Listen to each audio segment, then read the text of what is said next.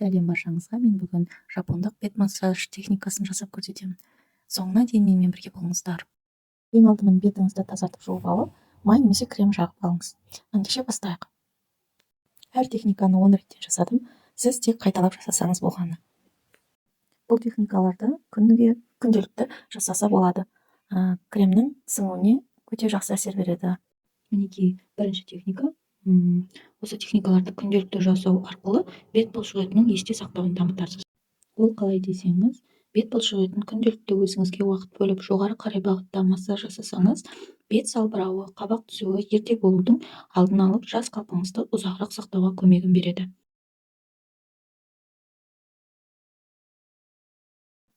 Екінші техниканы бастадым. Еріннің жанындағы бұлшықеттерді мінекей қозғап отыра, жоғары қарай тартамыз. 3 саусақтың көмегімен мұрынға қарай әкеліп, самайға қарай жібереміз.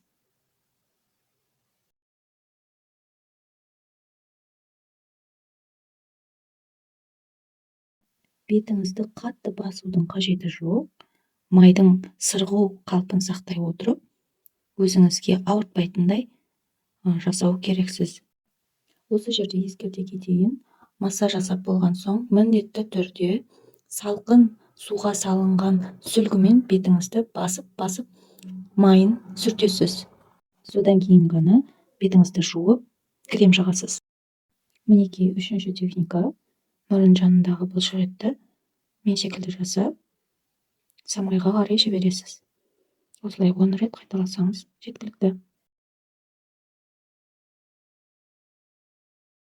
Менімен бірге жасасаңыз, 10 реттен жасап үлгересіз. Тек қайталасаңыз болғаны.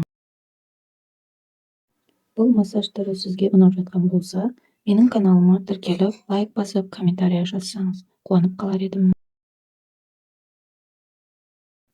Бұл техникалар өте оңай, және қолыңызға күш түсірмей жасауды кеңес беремін.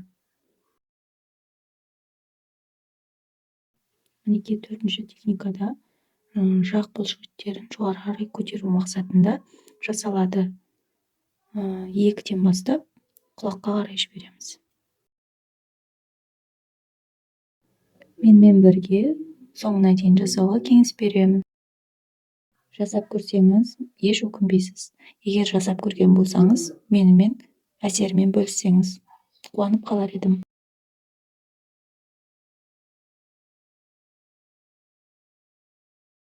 Бесінші техникада мұрын мен ерін жанынан алақанмен сырғата отырып, құлаққа қарай жібереміз және құлақтан төмен қарай түсіреміз.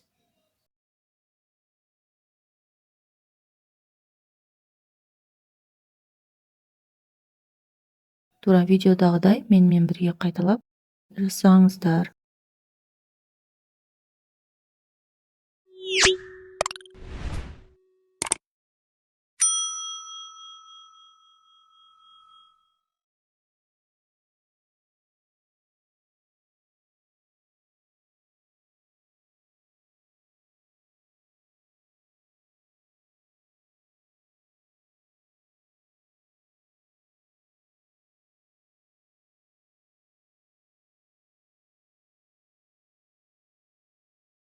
Алтыншы техника ол көз айналасына жасалады. Көз айналасына аса мұқияттылықпен жасаймыз. Қолыңыз жүрмей жатырса, қолыңызға сәл ғана май тамызып жіберсеңіз болады.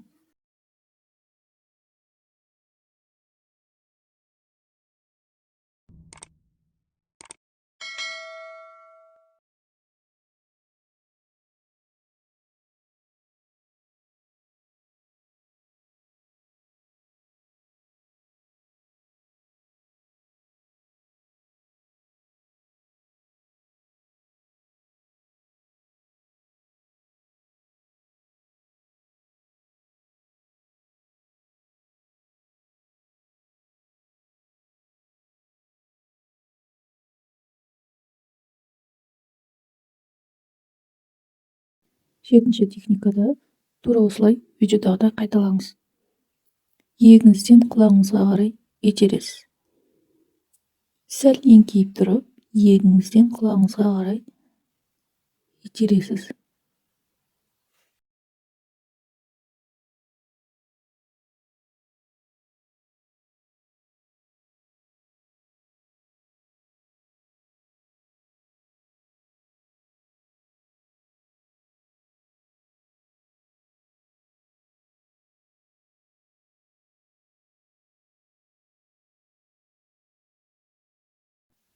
Сегізінші техника маңдайға жасалады. Маңдайымызға зигзаг тәріздес сызықтарды саусағымызбен сызамыз. Мінекей, зигзаг тәріздес және самайға келіп нүктені басамыз.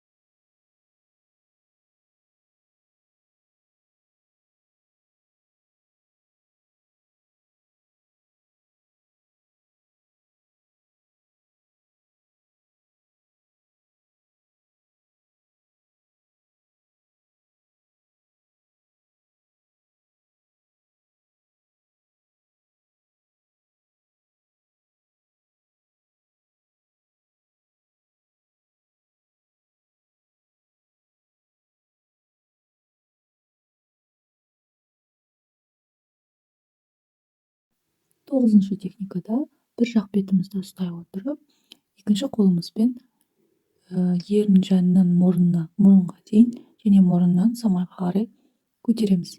Яғни бұл массаж сызықтарына келеді. Екінші жағыма ауыстым. Бетімді ұстап отырамын бір қолыммен жоғары көтеріп, мұрнымыздан самайға қарай көтереміз.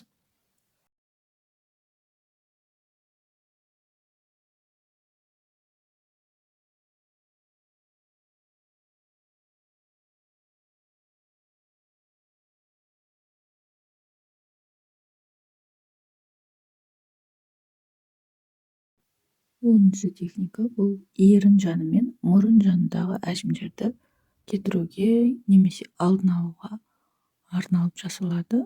Мінекей қараңыздар. Иегімізден ерніміздің айналасын жасаймыз.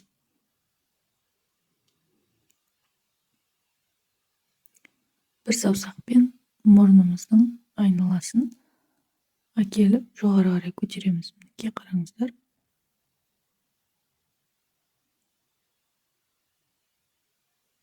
Еріннен басталып, мұрынның жоғары жағына қарай жібереміз. Және осылай жоғары төмен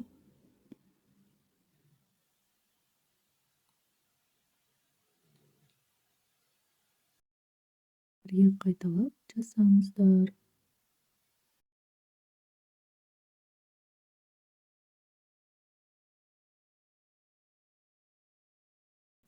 Осы жапондық 10 техниканы қайталап жүру арқылы сіз өзіңізге күш беріп, жарқырап жүресіз. Сау болыңыздар.